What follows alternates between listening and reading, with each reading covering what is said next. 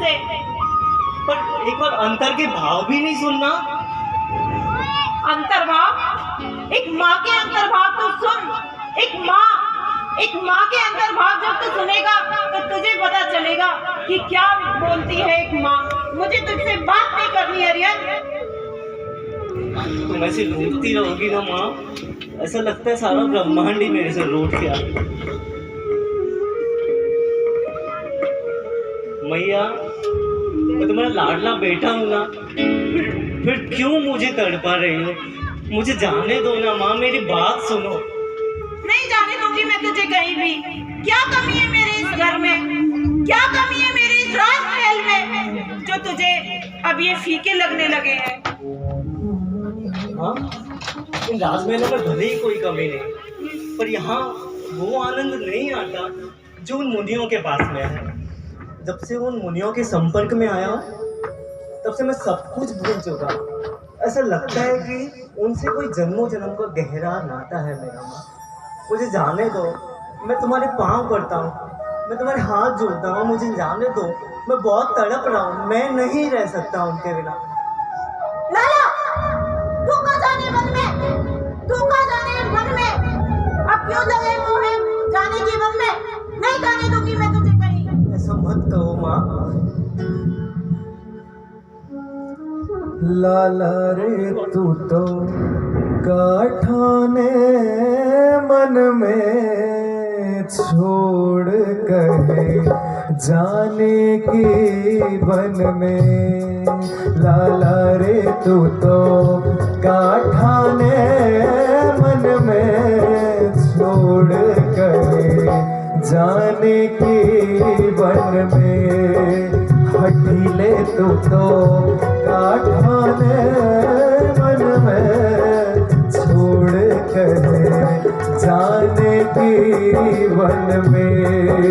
लाला रे तने गाठाने मन में छोड़ कर जाने की वन में।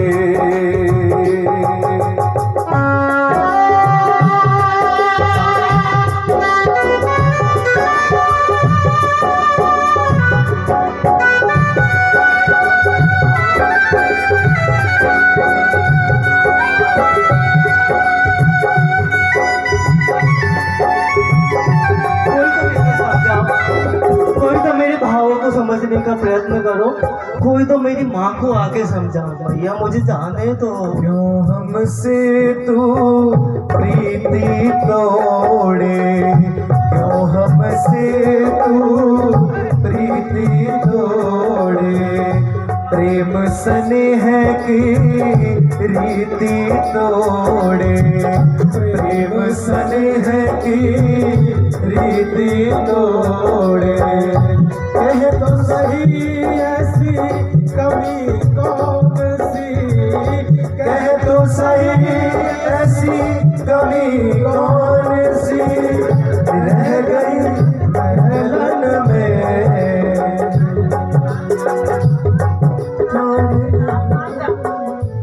भैया, ये महलों में कोई कमी नहीं है। बचपन से तूने एक राजकुमार की तरह मुझे पाल पोस के बड़ा किया है। लेकिन तू देख, ये महल मैंने कितने जन्मों में पाए हैं भैया, फिर वही जन्म। ये महलों की आदत सी हो गई है मुझे माँ। तो बार बार मैं थक चुका हूँ अब इनसे। और पिंजरा तो चाहे लोहे का हो चाहे सोने का, पिंजरा तो पिंजरा ही होता है।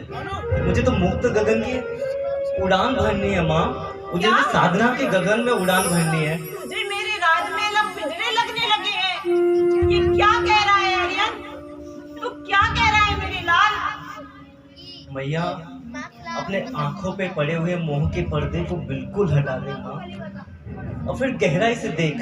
तुझे भी तेरे अंदर वो ही दिखाई देगा जो मुझे मेरे अंदर दिखाई देता है। एक निराकार जीव, निराकार आत्मा, परब्रह्म। जो दीप मेरे अंदर जल रहा है वही तुझे तेरे अंदर दिखाई देगा माँ। एक वही पथ है। और ये राजमहल, ये कोई राजमहल के सुख है जो एक हल्का सा टूट जाए और दिल को कितने वेदना पहुंचाते हैं तुझे खुद को पता है मैया। तुझे जीवन के इतने अनुभव है फिर भी तू ऐसे मुझे नादानी से रोक रही है। और फिर ये सभी संस्कार तूने ही तो मुझे दिए हैं, मुनि भगवंतों का दर्शन तूने ही तो मुझे कराया था। मैंने तुझे संस्कार दिए, मैंने तुझे सब रिश्तों को समझाया, लेकिन ये तो नहीं कि तू अब मुझसे, मेरे परिवार वालों से रिश्ता तोड़ के चला जाए। नहीं अरविंद, ये कदापि नहीं होगा। मैं तुझे कभी रजा नहीं दूंगी। रिश्ता टूट कहाँ रहा है मैया, अंदर की गहराई से समझने का प्रयास कर। रिश्ता तो अमर हो रहा है। सोच, वो दिन आएगा जब मोक्ष में जाके बैठूंगा तो तुझे मेरे, हो सकता है मेरी अंतिम 4-5 माताओं में से एक माता बनने का अवसर मिल जाए मैया। तो मुझे जाने दे, मोह को हटा मैया। तुझे क्या ऐसी तकलीफ है, क्यों मन में तुझे ये प्रश्न उठते हैं बार बार? अरियंत, तू तो बातों का जादूगर है, अपनी बात मनवा ही लेता है। और अंतिम माता नहीं, मेरा पुत्र हमेशा अरियंत ही होगा। मैं अंतिम नहीं, फर्स्ट माता बनूंगी, तेरी पहली माता बनूंगी। मैं कभी भी अरियंत की चौथी या पांचवी माता कभी नहीं बनूंगी। नहीं मेरे लाल, मैं तुझे नहीं जाने दूंगी। मुझे जाने दे। तुझे संयम जीवन के कष्ट का प्रश्न है मैया, वो सब कुछ भूल जाते हैं। एक बार देख तो सही मैया, तू बता तुझे क्यों, तू बार बार मुझे क्यों रोकती है?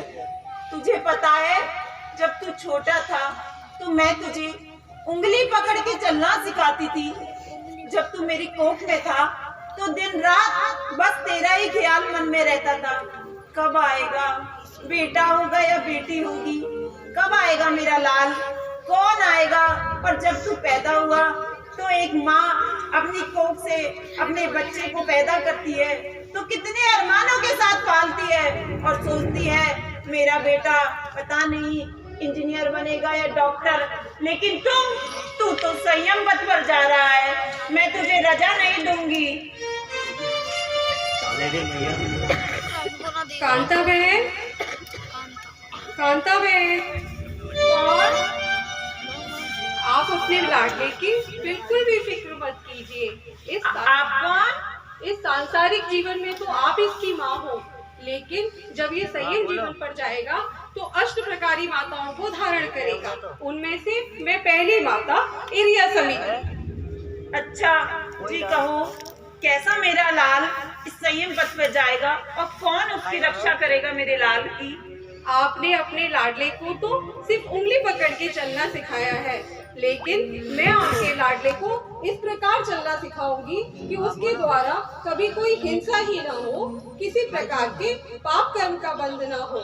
जब वो कोई हिंसा ही नहीं करेगा तो ना तो उसको किसी से परेशानी होगी, ना किसी को उससे परेशानी होगी। यही तो परेशानी है। इस संयम पथ पर पैदल पैदल चलकर मेरा लाल कितने कष्टों को भोगेगा। कभी कांटे, कभी तपती धूप, कभी सर्दी। कैसे मेरा लाल इस संयम पथ पर आगे चलेगा? कैसे, ये बताओ मुझे, कैसे मेरा लाल इन कष्टों को सहन कर पाएगा?